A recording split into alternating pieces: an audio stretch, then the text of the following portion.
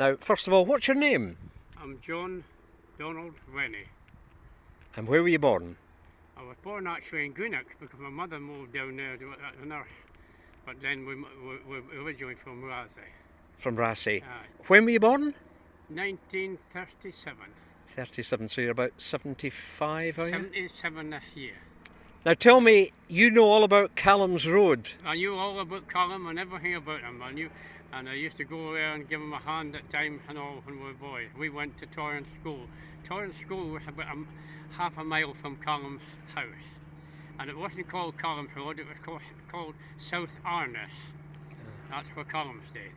Now your claim to fame, I mean you were a herd, you were a shepherd for most of your working life in Glencoe and I'm all. still doing it yet in time. But you were one of the founding members of the Calum, the mountain was... Glenshee, not Glenshee, but Glencoe. Glencoe didn't start. It was always climbers from a shepherd. The police used to phone the farmer and say somebody's lost in your house, and he would get the shepherd out, and you would get a shepherd out, and this one would get a shepherd out.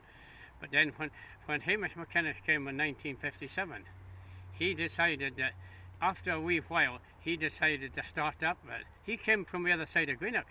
Really? Oh, I asked where he came from. So you were almost neighbours at one time? No, not really. Not really, I but... I left Greenock when I was 4 months old. Yeah, I know, but, you know, in terms of... He beyond that, what do we call the place beyond Greenock? Oh. The name I can't tell me.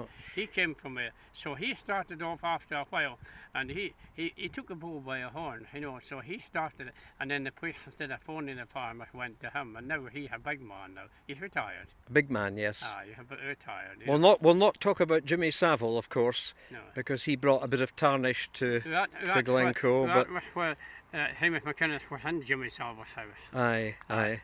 I'm trying to think of what the name of the house.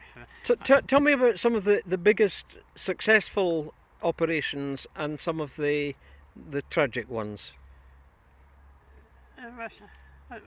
We were lucky if you found anybody, because you went out. You were 4 years in a team. It was a Sada. You heard of Sada? Certain White your dog or so. Well, Hamish McInnes started that in I think about 60. He was one of them that started.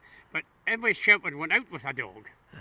Because a dog, if you put off a flare or a mist or anything, or a horn that could blow a horn off, if somebody's lying maybe up the top of a hill there, a dog will do that. Aye. And you'll know there's something there, but you'll not hear them. So how many people do you think you saved personally, or the teams that you went out with? How many do you reckon were saved? Not many in a time. You maybe just had to search the ground. You maybe got off the ground, or maybe not you were maybe doing just one part. You were doing this side of the hill and you were searching this side. And you were out in storms. You know, you couldn't move very fast because sometimes it was snow drifting and fog like so. So there were usually tragedies. They ended up in... it would be always tragedy. And Ben Evans was the worst place because coming down the slips and that. Still, that's how I tell you. I go every year to Ben Evans Hill race, and if you want to see a good race, go the first Saturday in September. Did you ever take part in it yourself? I did in the 50s. In the 50s? And my brother and me thought we'd win it, being a shepherd, and if 16 other people thought better still. What was your time then? I used to do it in 2 hours 25 minutes, 2 hours 30 up and back. Wow. But nowadays, you know what her record time now? 1:25. And if you're not in the top at 50 minutes now, unreal. They just tell you.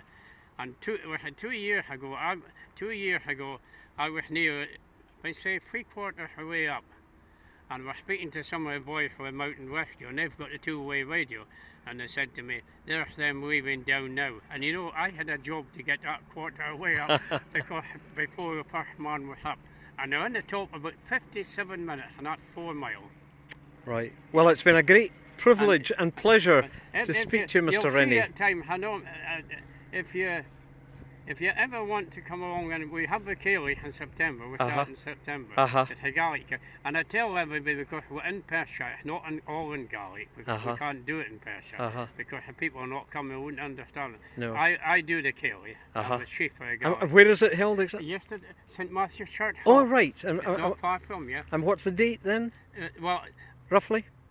It's in September. In September, But right? if I got your address now, I could send you. No, I can. I know somebody through the church. I could get something Well, from St. there. Matthew. St. Matthew's, I know it. And it'll be about the 12th, whatever Friday, Friday. It'll come in the middle of it, and I should know, but the memory's away.